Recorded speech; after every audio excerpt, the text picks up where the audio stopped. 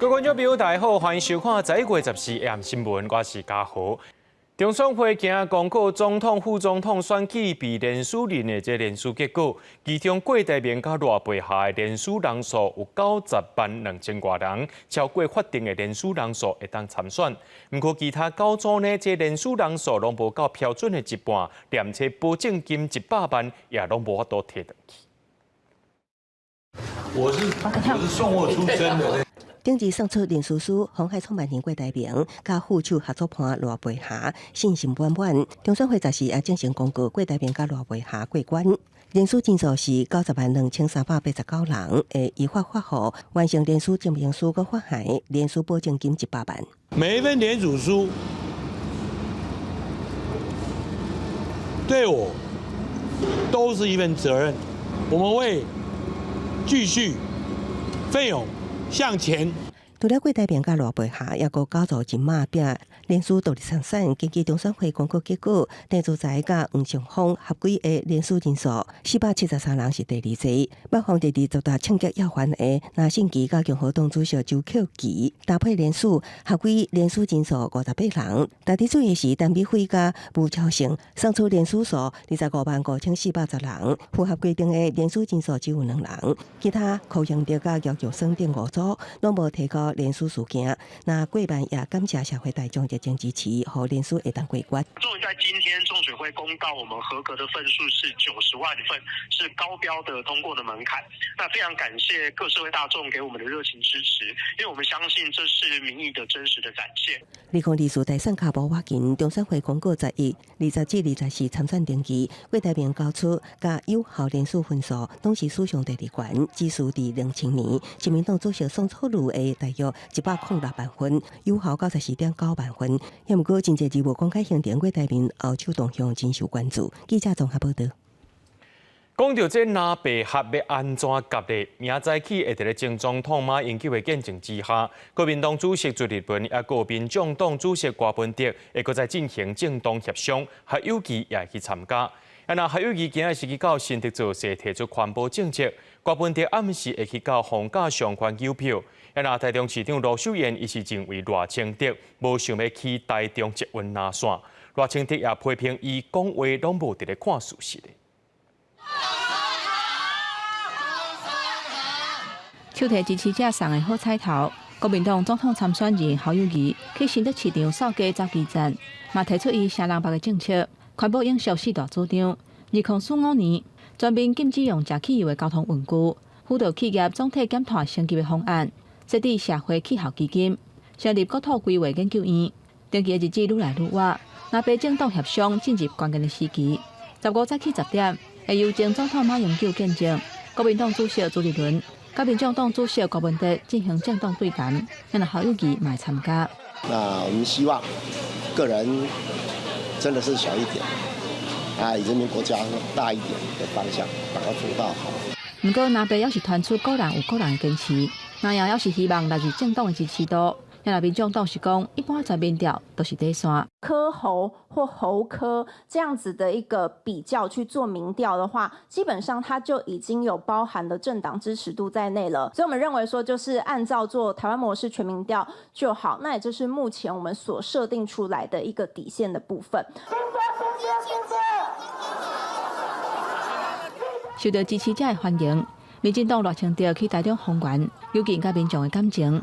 针对台中市长罗秀燕批评中央无支持台中的建设，也佮批评赖清德无想要走台中捷运的拉线。赖清德嘛反击，现主是交通部，是根据专业的审查，唔是讲无要支持。选举期间作为市长，无应该甲市民报告无事实的消息。台中捷运拉线正做拿了交通的议题。不过，赖清德嘛强调讲，未来要解决丰原边缘化的问题，嘛要规划台中捷运延伸到彰化、甲南投。记者综合报道。交通部进前宣布，明年3月要解除去到中国旅游团的禁令。不过，这个委会13伫立法院的报告资料，说规划初期一天先开放2000人。这消息传出来，旅游业也拢批评着委会和交通部，认为这2个部门讲法无共款，引起业界不满。瑞秋3月开始用出团中国相机，各大旅行社拢应提出行程，要求业者推出首发团送入密票者促销优惠。不过6月13日立法院报告提供的书面资料显示，台湾旅行团去大陆初期逐工是以2000人次为原则。在亚立委质疑，这个交通部说明明年3月7日开始解禁，去中国旅游禁团令好亲像无共调。我们开，基本上我们就尊重市场机制，他有团你就让他去。但是你现在报告里讲的是，你现在要限制我方的旅游团每天也只能去大陆2000哦。基于互惠这样的一个原则，所以我们也认为我们2000人过去，这是当时各单位在做这样的一个政策综合考量的时候，为什么会去限定这样的一个人次？到底为什么限价？6委会解释，那个人拢去国外旅游，交通部当然会有压力，因为大陆旅客还未来，个人阁一直出国。第二，对等互惠原则，才会是以2019年中国旅客来台人数算出2000人的上限。有业者批评交通部甲6委会无共调，互业者唔知要如何是好。政府呢，就是2套说法，让我们无所适从。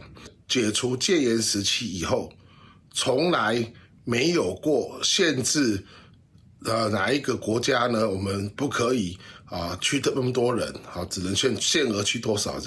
对业者无清楚到底限价出团要如何操作，初期限价过是指多一段时间，烦恼行程伤早开卖，甲时阵可能引起旅游纠纷。交通部回应两岸恢复健康有序交流是政府一贯的立场，相关部会会继续沟通。记者综合报道。渔业署伫咧2018年公告禁止渔船使用中国制造的北斗卫星终端设备。不过，台湾基金表示讲，去年有一只伫高雄奉查到伫咧运送毒品的渔船伊顶头就是安这北斗卫星通信设备，也烦恼讲这渔船别只遥装，到时阵渔船支援军演的时阵会泄露军情。渔业署表示讲，若装非法的管制器材，会依照电信法罚50万，也若一寡器材也会不收。渔船一只一只停伫渔港，等要出港。这几年为了安全，渔业署鼓励店船顶装 AIS 自动识别系统，侦测附近的大水车船甲距离才会资讯。台湾基金14召开记者会讲，2018渔业署公告禁用中国北斗卫星终端设备，不过也有不少渔船偷装。判决里面指出，台湾有渔船安装中国开发、频段未经核准、形式未经认证的北斗卫星导航系统设备，用这样子的渔船来进行运毒，这是一件非常糟糕的事情，表示台湾的渔船已经成为中国统战的目标。台湾基金讲，台湾的渔船普通时就有建立通报军方的机制，支援各项演训。那用中国北斗卫星的设备，伫演习的时阵，惊会暴露军演的相关区域。渔会讲，阮用渔船袂去装中国制设备，因那军下会较侪是装日韩制造的，不过计数比中国制较侪2万以上。渔业署补助的是2万块，偷装的渔民可能是为着计数。伊来装中国机啊，有可能就是3万多块。那如果装日本制的或韩国制的，可能会到7、8万甚至8、9万都有。渔会建议渔业署提供补助，让渔民袂去装中国机啊。渔业署嘛讲，使用也是买无经过 NCC 核准的非法电信管制射频器材，照电信法相关的罚50万，搁没收器材，而且各地方政府甲渔会协助宣导。记者综合报道。中华和美分局有一个姓杨的警察，伊做警察9年咯。最近甲家己翕的一寡正离境的影片抛上网络，引起争议。有其他的同仁表示讲，真有可能是这考绩摕了伤过歹，伊心肝头无爽快，才会伫遐乱舞。和美分局也表示讲，这款的行为已经伤害到警察的形象，会记一代个处分。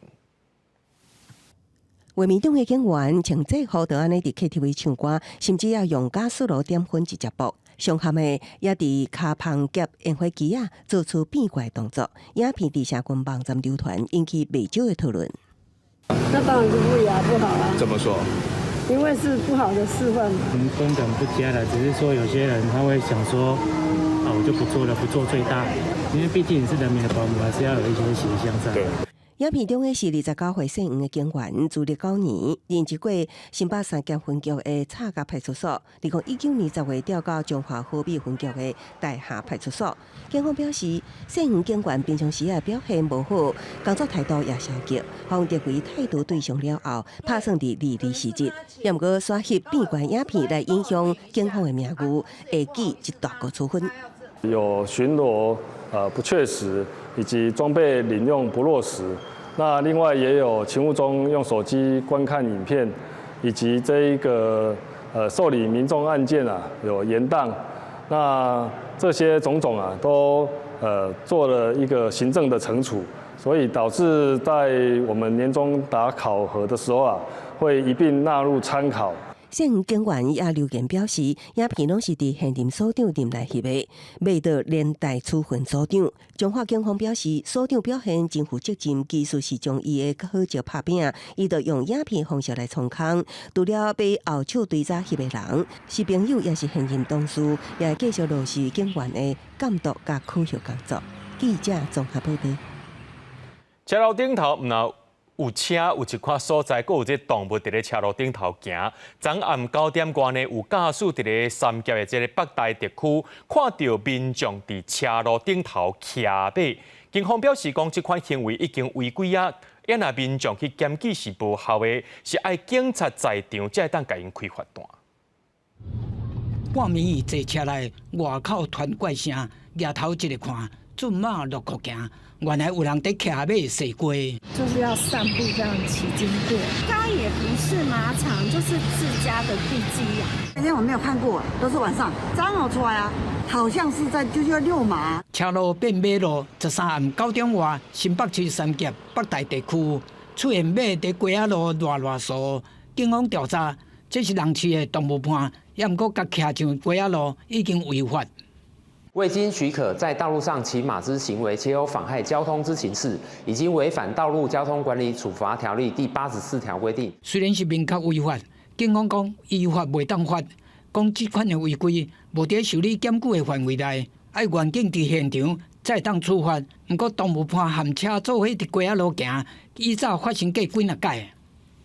对，赛跑，要去哪里？多少伫台七边线省道拼命走。花莲有3只马伫街仔路向前冲，台中是杨桃伫街仔路乱扫，搁踮咧分隔岛食草。台北市是街仔半爬半走，还警员走去路中掠过。只要是放动物伴伫街仔路走撞，涉及妨害交通，互警方现场抓到，依法罚300到600以外，嘛可能涉犯动保法，上悬会罚15000块。万一若是发生意外，对家己对别人拢是伤害。记者综合报道。桃园观音工业区昨暗伫咧修理路，可能是这工程车去挖着上锁钢线，规台车呢是熊导火烧起来，车顶的驾驶被辅导生不幸过往。劳检处早起也去到现场了解，认定在操驾违反职业安全卫生法相关规定，除了限因停工，也已经甲伊移送地检署侦办。规台车烧甲乌麻麻，因看出火势正猛。13暗时，桃园市观音工业区国水路咧进行道路铲除公用工程，疑似挖到会对气体管线，造成规台车一年目就陷入火海。57岁姓苏的驾驶被发现的时阵已经死亡。不晓得是不是挖到什么管线，这样气很大声，蛮大声的，因为一直泄气很大声。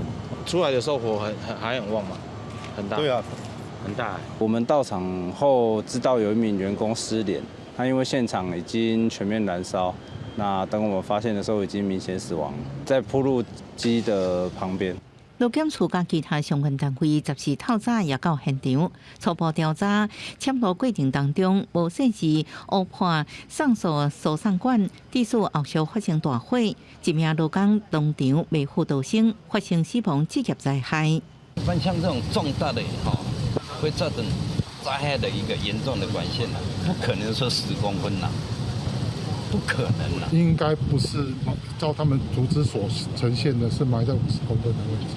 因为我们这个工程是刨蚀、铺蚀的工程，跑路他跑几公分？10公分。违反职业安全卫生法相关规定，将处新台币3至30万元罚锾，后续将移送相关过失行为人至地检署侦办。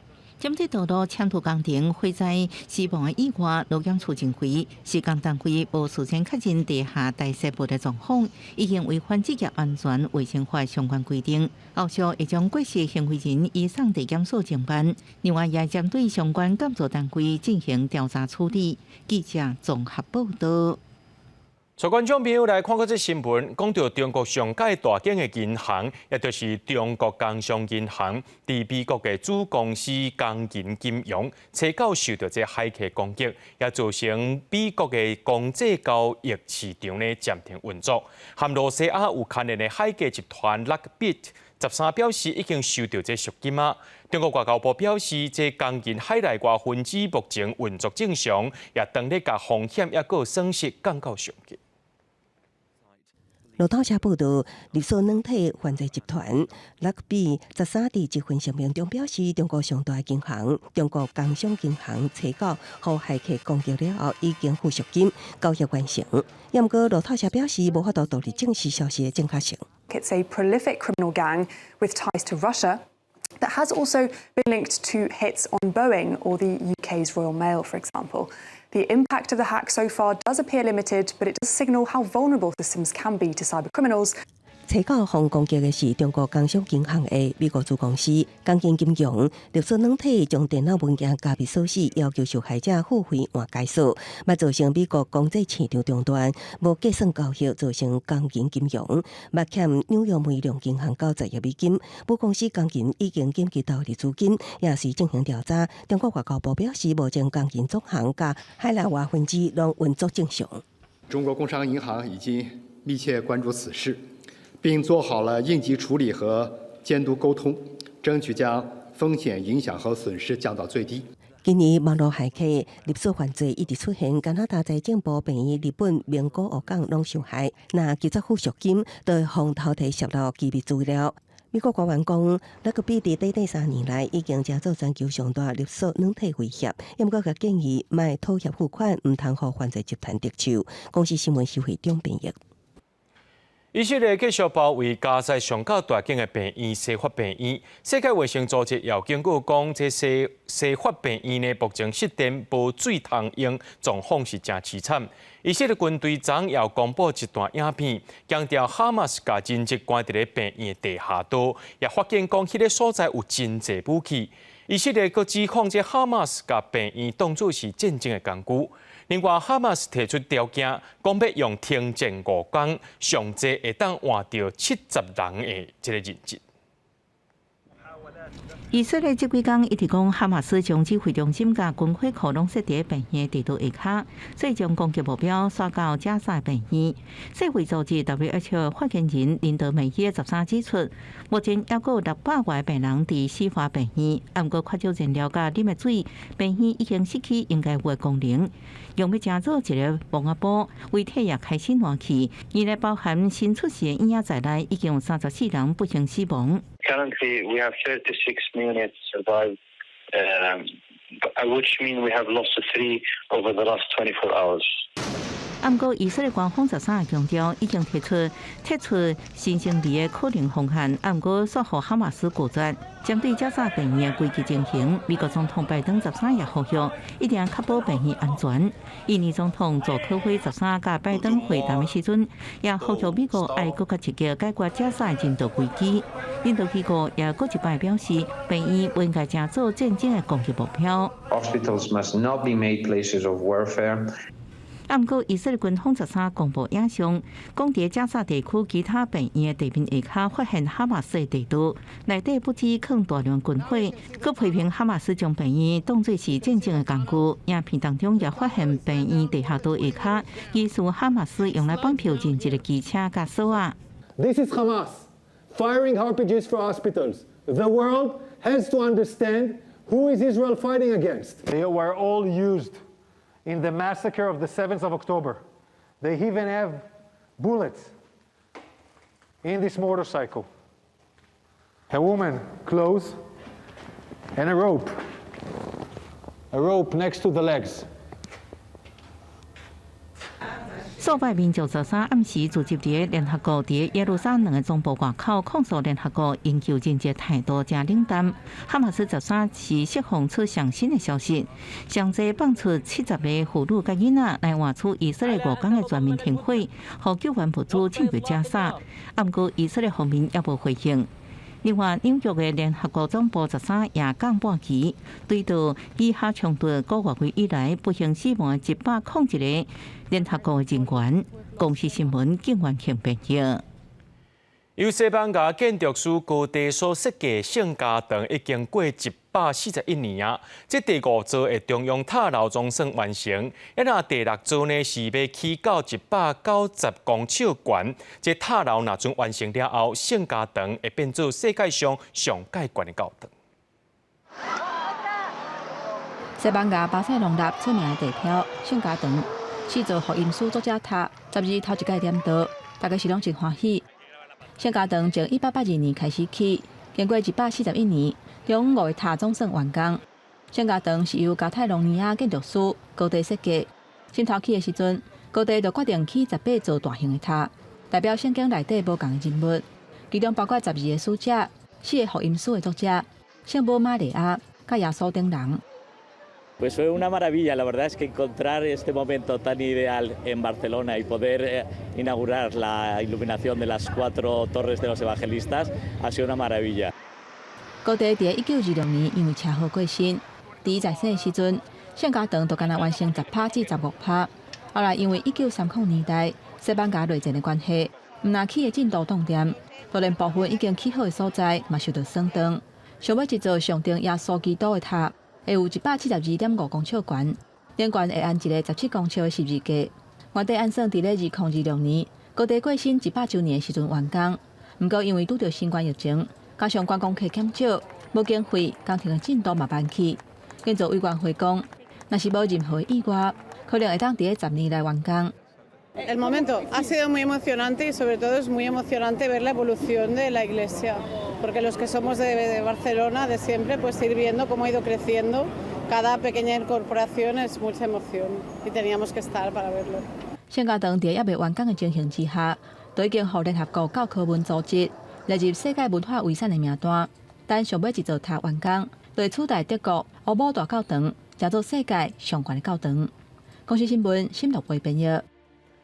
伫意大利一个小镇，顶礼拜暗时有一只狮对这马戏团逃走出来，伊自由7点钟了后，有关封抓转去。一只狮仔伫赌场外口徘徊，狗仔行到一直叫提醒主人。意大利首都罗马附近的滨海小镇拉迪斯普利11暗突然出现一只马戏团狮仔，伫大街小巷乱输，引起民众惊吓。小镇镇长赶紧呼吁民众踮伫厝内，唔通出门。警方甲兽医警官也随出动，协助马戏团进行搜捕。7点钟了后，总算将这只狮仔麻醉带转去。好在这只大约8岁的狮仔公落跑期间无造成人员伤亡，也毋过为安怎会脱逃，原因可能无单纯。Quello che è successo è molto strano. Il leone è uscito, le dinamiche sono ancora. C'è un'indagine in corso perché non è molto chiara. Possiamo solo dire che un leone non ha la capacità di aprire un chiavistello e rompere un lucchetto. 这个事件随伫当地引起动保方面的热烈讨论。镇长13伫面册表示，伊会要求议会专家审视敢是有法律依据，会当撤销马戏团伫当地演出到19个许可证，希望会当终结马戏团捕杀野生动物。真侪民众也对马戏团将狮仔关入人仔内无认同。Mi dispiace perché sta in carcere. Doveva stare nel suo ambiente, la savana. Per cui sono contro a queste forzature qua.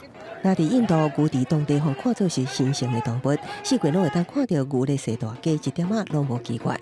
住伫中央邦的印度教徒过完拜定节假当天，还有一项崇拜牛的传统仪式，就是倒伫涂骹互牛为脚只拼打过。हमारे यहाँ सालों से एक प्रथा चली आ रही है घोड़ी पड़वा की।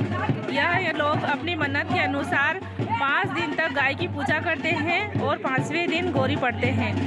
इसमें वह नीचे सो जाते हैं और उनके ऊपर से सारी गांव की जितनी भी गाय होती है उनके ऊपर से निकलती है। 当地民众相信，好久为神上打过去所有的愿望拢会实现。印度教徒将敬牛，部分地区更加伫法律中明定袂当伤害牛。无论是调工的，还是无设立处罚，拢可能封关，甚至判7年以上的有期徒刑。公司新闻站回面编译。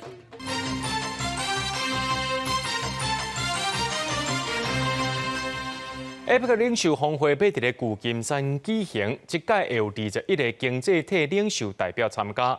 中国国家主席习近平按算14到位，风声讲会住伫咧旧金山的瑞吉酒店。不过13间饭店有搭白色布棚，也有2台车驶出来，车牌顶头阁嵌乌布，甚至有中国人员爱台湾媒体袂当翕。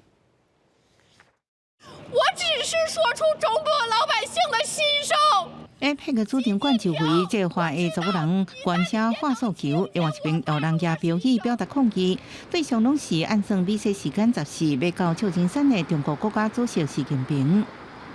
Of the fact that China has millions of people in concentration camps and that the country is a dictatorship. 因为风车习近平会住伫主场馆附近旧金山瑞吉酒店，13、14到现场观察，车道已经搭明显的白色车牌。台湾媒体团阁看到有2台用乌布包咧无法度辨识车牌甲车型号的轿车进出，还有人伫酒店2楼窗啊挂钢搭无边玻璃，想要隔绝外界视线。Not allowed to shoot the video. Why? It's not private. Yeah, it's a very private event. Please delete it now. 但是那个白色的棚子不能够出现在任何地方。酒店也是我们全包的，理论上讲，现在也是我们的私有财产。台湾媒体伫公共区域翕的时阵，也互中国政员阻挡。反倒转来，美国总统拜登甲台湾领袖代表丁仲谋都爱饭店，就安排警力巡逻。在 APEC 伫旧金山举行，台湾办事处伫当地公车顶悬刊文宣，也伫明年11月要启用新馆大大型广告，把握机会向国际宣传台湾形象。公司记者美国旧金山报道。南口中间呢有一位医生叫做洪尚凯，伊伫咧战争爆发的时阵，人拄好伫咧加沙走廊做务国界医师。伫这个月初呢离开战场，平安回来到台湾。今仔日中间病院也表扬这位医师伫咧战争当中对病人的奉献，真正使人敬佩。甲病院特别准备的猪脚面线食落，拄啊对战地返来台湾的中家病院急诊医师洪尚凯，早伫咧做学生的时阵，就正认同无国界医师的理念。伫咧疫情转好了后，随伫今年7月前往加沙走廊参加医疗的服务，没想到10月初就拄到战争的威胁。那到后来，大家很习惯了炸到周遭，你听到爆炸声，代表说你没有被炸到，那就只能很无奈的继续恢复到你原本的工作。所以在那20几天里面，空袭爆炸声就是随时。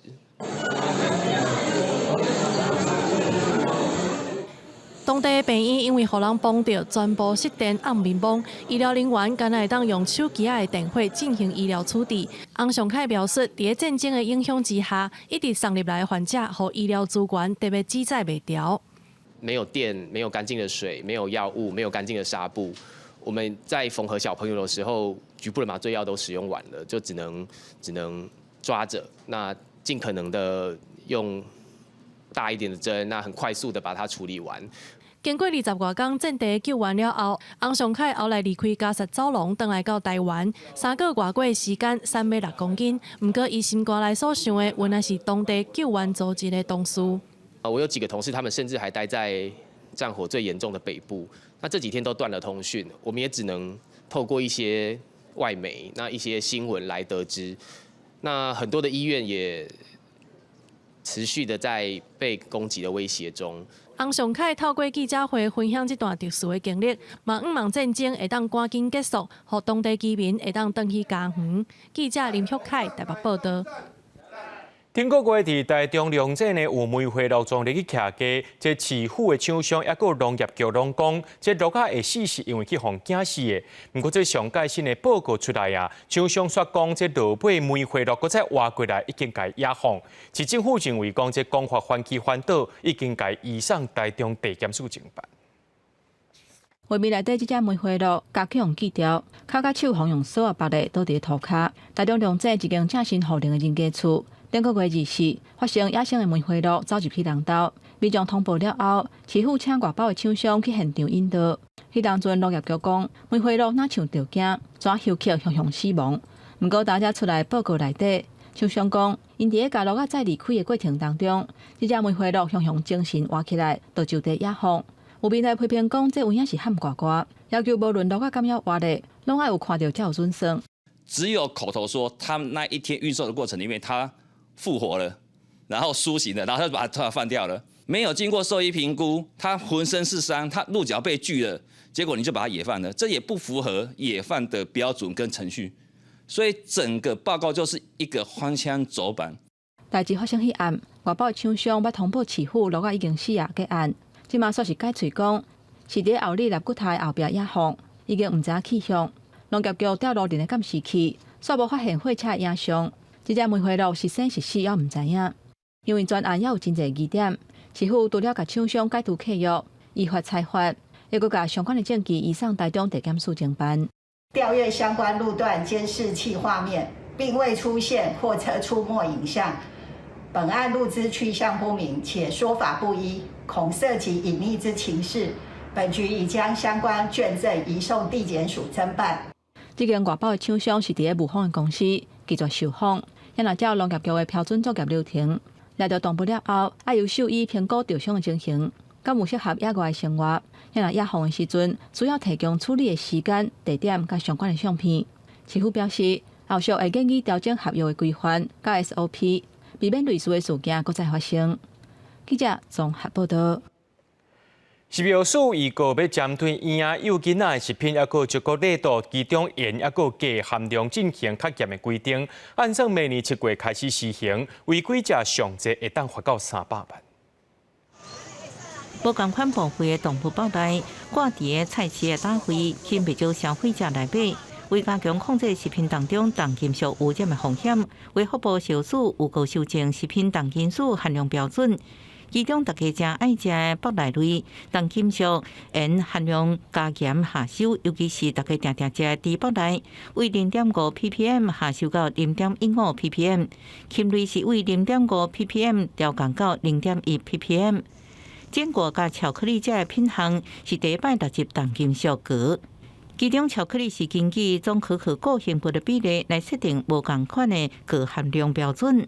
由于重金属的污染大多来自原料端，不是在业者加工过程中所遭受污染，所以我们要呼吁所有的业者应落实源头管理。另外，现在也针对高敏感族群，幼婴的食品甲饮品，爱全面明定重金属盐甲镉的含量规定，甲过去以总含量来设定重金属标准不同，希望达到更加全面的保护。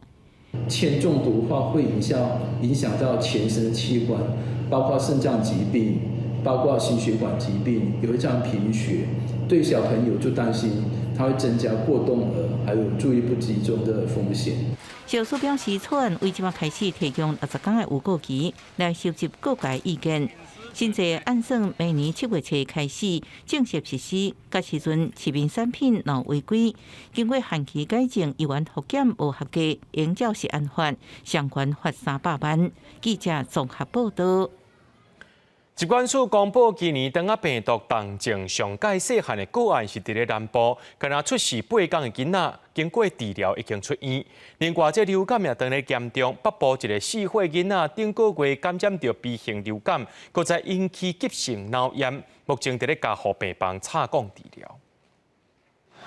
秋冬转凉冷，流感病毒持续在传染。疾管署公布，顶礼拜加4例流感死亡病例。拢是带慢性病60岁以上的侪个人，另外加15例并发重症。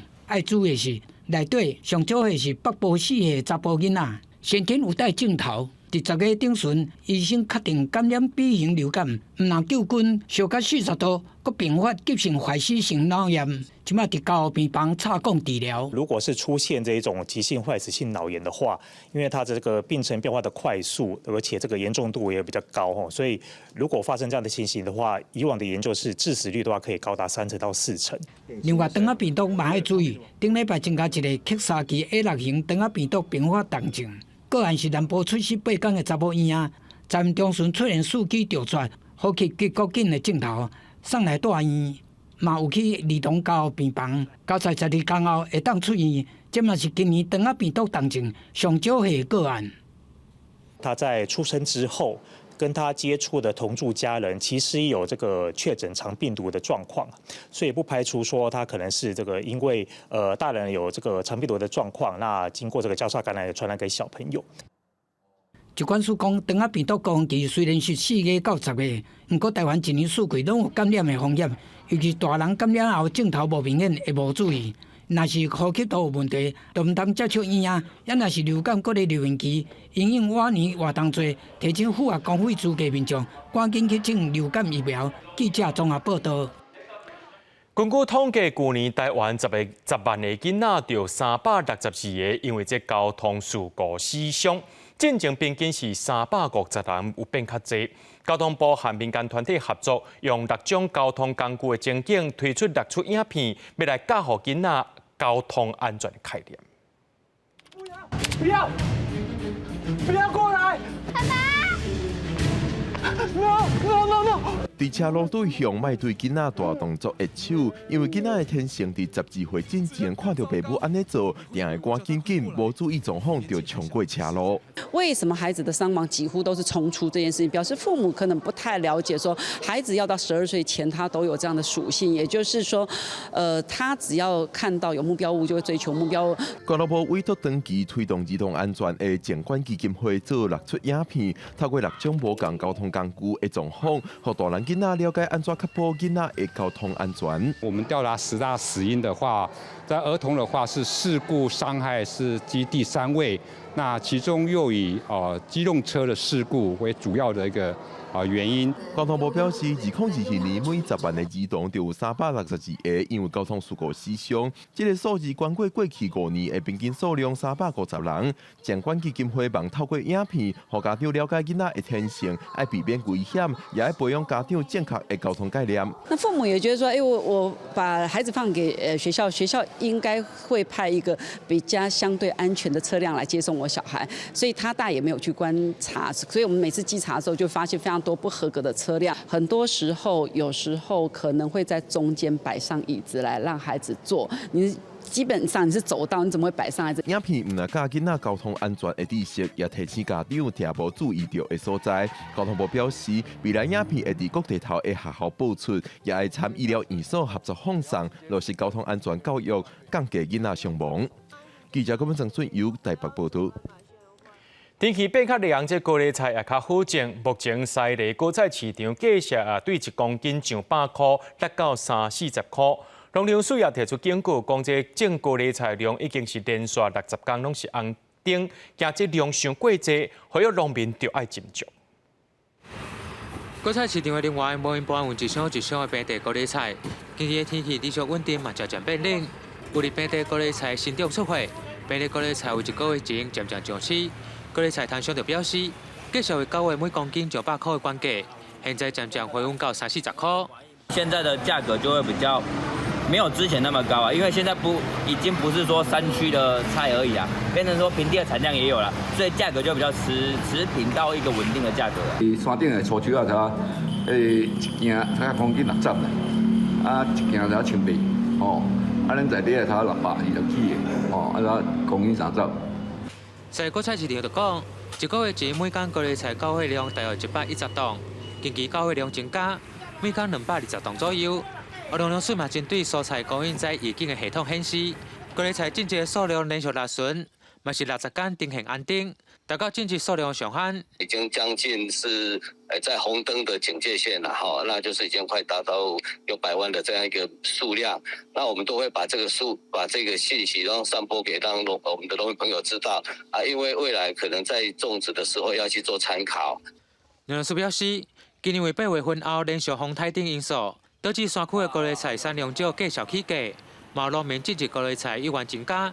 但现在随着天气稳定，高丽菜产量渐渐提高，农政单位嘛不断检视，农民种植前需要先行来评估表面赔本。继续用为你报道。10月开始是家己得家碰柑采收的时间，农民也讲今年碰柑品质袂歹，只是讲收成的量无济，到时阵碰柑继续可能会继续看。甲碰柑卖开，内底肉把田够芳开，得家乡的碰柑开始大出。农民讲年初是有欠水，所以今年碰柑的收成有受到影响。伫迄个农历过年，道路无雨水啊。咱一般爱用咱大溪吼，莫大抽水起来压，落较有迄个炸花，大粒的安尼。所以今年柑仔数量会特别较少啦，所以价钱特别较好啦。农会讲，虽然年初欠水影响收成，互今年无法度办柑仔的品鉴。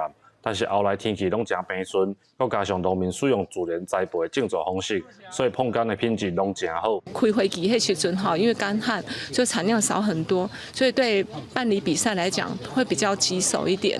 所以大家认为说，那因为今年的价格好，品质又好，那我们来做行销是最适合他们的一个行销方式。嘉义县柑仔类果子的种植面积大约有3000公顷，碰柑有将近1700公頃。得家乡种碰柑的面积有557公顷。是嘉义县第2大的产区。农民讲，去年因为天气影响7-8成的收成，加在今年度过欠水迄段时间了后，柑仔就拢生了真好，希望会当有好的绩效，加减补一寡去年的损失。记者林伟霆，嘉义报道。林角鸟，毋若伫咧台南官店会当看到，即马伫咧美浓会当看到哦。这高雄鸟会积极呼吁，林角鸟伫美浓当地也互叫做是野连鸟，但年数量拢愈来愈济。毋过今年却当着外来种的鱼仔来甲威胁。高雄鸟会含这野连农民做伙来合作，要保护这野连鸟。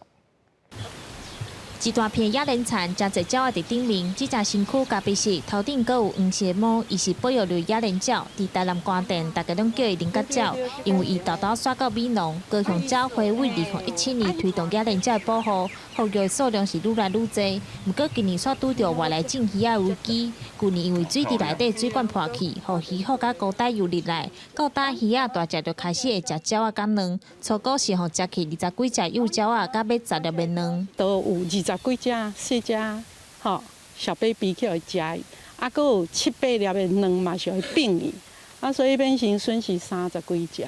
野莲是高雄美浓重要农产，即卖野莲农民嘛真做野莲鸟的守护者。今年有买菜农民配合，伫田内底种欠食，互食物生做大片叶仔，互鸟仔伫顶面生团。今年就杂树成功，保证今年互外来种鱼仔食客数量。农民嘛成立巡守队来记录野莲鸟的生长。甲欠是种伫野莲田。啊，是毋是有可能较早来做收？啊，若较早来做收，安尼咱就袂讲逼个时间，吼，迄个损失着农民的收成。巡守队吼，早1个月巡一届，吼登记伊拢伫倒位。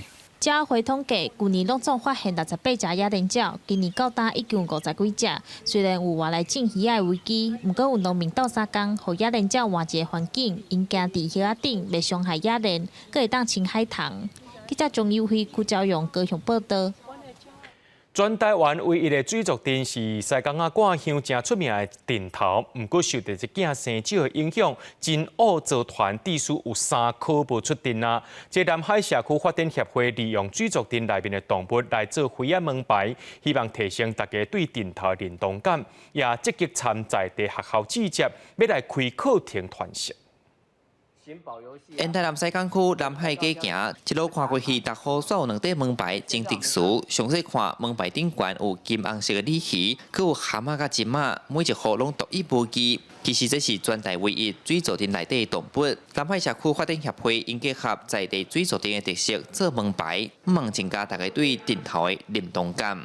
这个蛤蟆，做金嘛，迄个水族店内底即个动物，对开始到成果起来3个月呢。袂讲因为无出店还是无做，你大家把它遗忘掉了。比这个蓝海街吼，有咱这个水族店的迄个这个动物的造景意象出来了，几乎这个蓝海街吼，大家感觉。会感觉像水族店拢来搞的所在。其实南海水族店已经有56档久，每若西港乡拢会侪人会过过看。不过到今已经3颗无出店啊，因的特色是文武店，好兼以民俗歌戏戏剧元素表演为主。根据了解，每若出店上少要30个人。庙方表示，即摆真好找人愿意加入，地属因先打造南海文物馆，甲服装兵器等文物先保存落来做展示。协会嘛拼细参在地学校记者。毋茫甲传统文化向下定根。即嘛就是老师吼，时间无法度，伊干那拜6礼拜有用尔，所以讲无法度就训练。希望跟社区结合啦，透过我们的寒暑假的娱乐营或是桌山的一些的课后社团的活动，把传统的水族镇的武镇跟文镇都带进来学校。国家重要民俗台南西港乡明年要起稿，这个水族店到底敢会出店，嘛引起地方讨论。庙方回应，人数目前佫无够，暂时无规划。因讲会拍拼组团，赶紧恢复正常的光景。记者在台南采访报道。今年高雄国际钢铁艺术节邀请73岁杨富明加85岁吴达华两位艺术家来创作，利用一寡玻璃用的管仔或者是玻璃珠啊，做出真有特色的作品。像这安尼来啊！家己去大林埔这间铁头店，外口真侪创作艺术品，也有各种公庙物品，各有声名，亲像仙境同款。这些作品都是来自杨富明老师的双手。伊今年73岁，退休了后才接触创作要20档。老师拢是家己学，运用一般石头、珠啊等等的素材，用手豆豆加豆豆念。伊将艺术品放伫银幕经营的铁头店内底，嘛受真侪人客学乐。有进前都有咧摸索啊，都有咧做啊。退休全心有无落去做这啦？若做这实在讲用精神落去，有10几年。进前迄是拢摸索的尔。甲杨富明风格无同，这18岁有大船要伫高雄港，嘛有爱河暗时景致。详细看，这拢是用铝管铁片连起来。岛内底阁有台湾的字，才有台味。这是85岁吴达华老师自创的定位，将回水材料钉伫画板。老师为找管仔到制作，创作时间拢超过1个月。今年伊特别为高雄国际钢铁艺术节创作新的作品，来呈现高雄林园工业区的风貌。事件跟咱高雄有关的作品，像迄木棉花，阁有咱林园工业区的工业的景象，阁有咱爱河的夜景。以及咱高雄的大船入港、高雄港的迄风景，来特别甲咱展览。两位时代艺术家因无受年岁甲体力限制，退休了后接触艺术，因创作是水风绘作品，看起来简单材料，两位老师用双手和用心的生命。记者钟义辉、邱昭勇高雄报道。美国空中计程车公司交比航空12头一届起飞，而且是伫纽约市的天顶起飞。这种空中计程车呢，飞行时速1点钟有322公里，一台车会当坐4个乘客。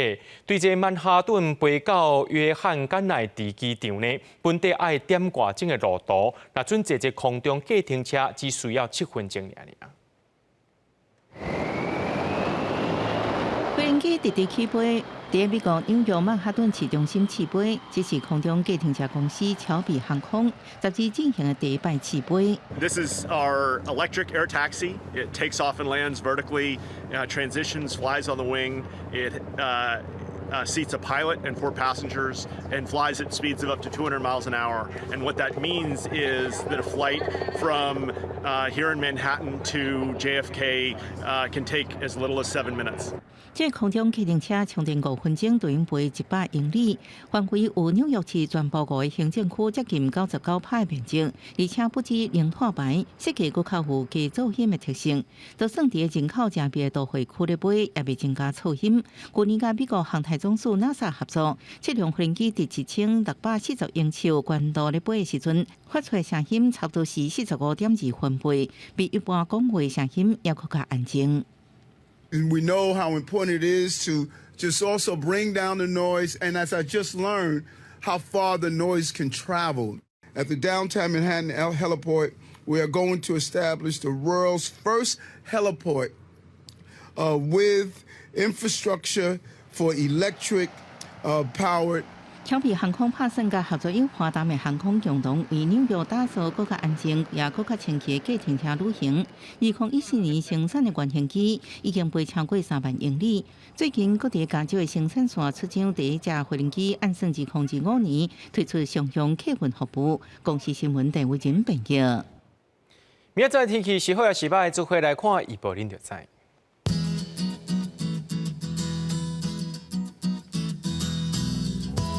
吉兰到新竹对19度到25度，苗栗到云林对18度到29度，嘉义到屏东对19度到29度，